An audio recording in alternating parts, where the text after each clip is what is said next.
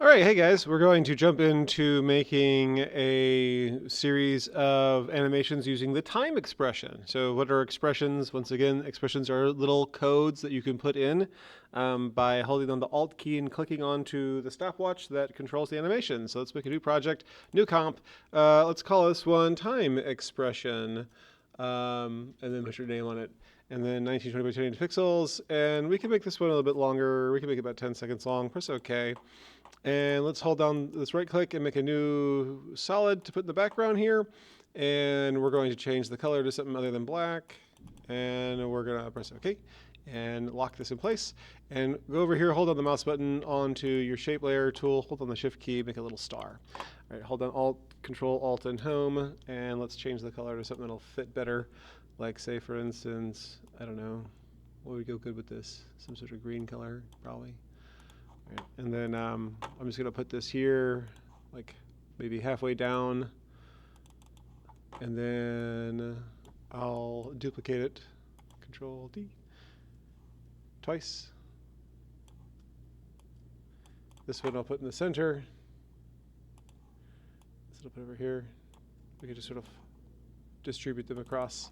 Okay, so time. What is time? Time in regards to Adobe After Effects is basically taking the number of frames you have and the number of milliseconds you have and all our stuff, right? And just returning that as a value that you could apply to a variety of things, right?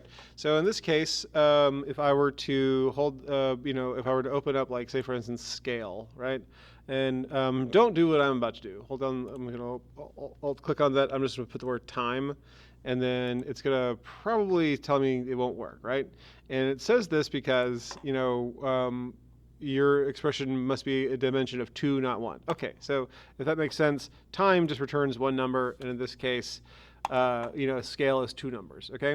Well, what about let's look what else we have here. We've got opacity. How about that? All right. Let's look at let's type that in. Right. Let's hold on the Alt key and type the word time. All right. And so it automatically disappears because right now it's 0, and if I go forward to the n, watch this, it'll be 10, and you can barely see the star here, right? So that's obviously, one thing. Now notice here we also have rotation would also work as well, right? So I type in the word time, and then it just sort of kind of slowly, if I remove this really fast, you can see it turns 10 degrees. So in this case, time basically takes every second and returns it as a whole number, and then it sort of divides it. If you notice over here, so here's like 5, it's 5 degrees, but like, between 5 and 6, it's 6 degrees, but like then it's 5.5 degrees, so like 12 frames. It has fractions, it has decimals and stuff like that, right? So in this case, that's what time does. Time takes the number of seconds that have passed and returns them as a whole number. Now, by that token, not a whole lot's going on here, right? Notice here, it's just barely turning over the course of 10 seconds, and it's almost imperceptible. You would have to speed it up for you to notice it. By the time you get done, it's like, oh, hey, look at that. The star is sort of, sitting there at a slightly skew angle that it was. So I'm just going to put the word time right here. And I'm just going to move that right below this little star. Okay, so for this next one here, let's look at the shape layer 2 and hit R on the keyboard, hold on the Alt key, click on the stopwatch. Let's do this number here. Let's type time, and I'll type in times maybe 180 degrees, right? So the whole idea here is that it's going to make a half rotation in 1 second, right? So so it says time times 1 times 180, it's going to do 180 degrees. So 2 times 180 is going to be 360, and so it's going to spin like this. It's going to go in a circle, like, chilling on here, right? Okay, so I'm gonna now notice here real quick. If you didn't see that, it might be hard to see. This right here is an asterisk, so Shift and the number 8 on the keyboard here. So this is like most coding languages. Like if you ever do this is JavaScript.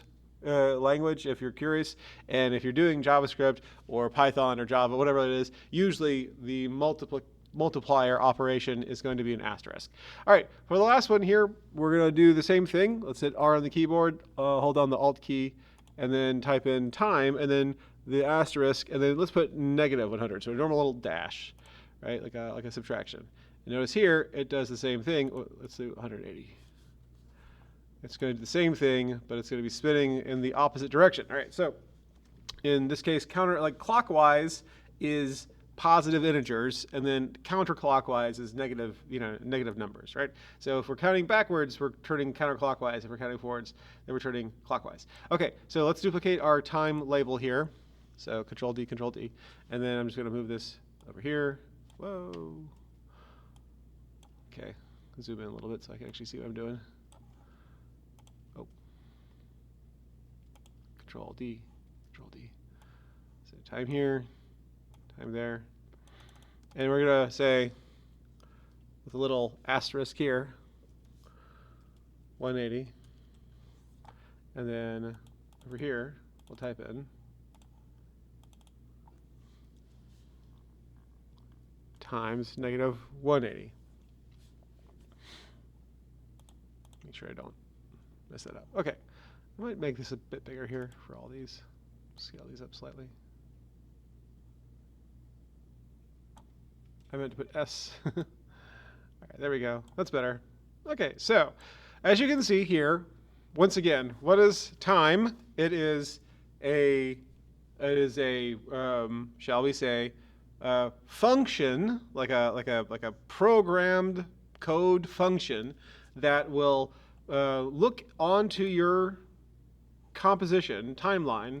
It will read the little clock here, right, and interpret that clock in terms of frames, and divide that into seconds, right, and to create that into like a 1/24th decimal point, like 0.12 or something like that, right? And then from there, what it's going to do is it's going to return that number as a value, and then you can stick that value onto whatever you like. Now, if I were to say, for instance, just again, don't do what I'm about to do here. We jump over here to transform. There's a cool thing I can do with my position. I'm just going to show you an example here.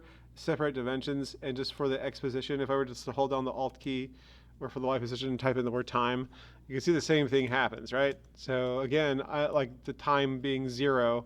0 is the top there, right? That's another idea, right? So again, it's a number, and if you can apply it to a variety of different things.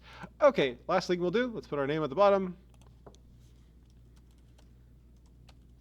And then we'll export this. Put that in the center there. So once again, file, we'll just hit Control M on the keyboard. And then make sure it says time expressions with your last name, or with your name. Hit render, and go ahead and submit that as an MP4. All right, very cool. Can't wait to see you guys produce. See you in class.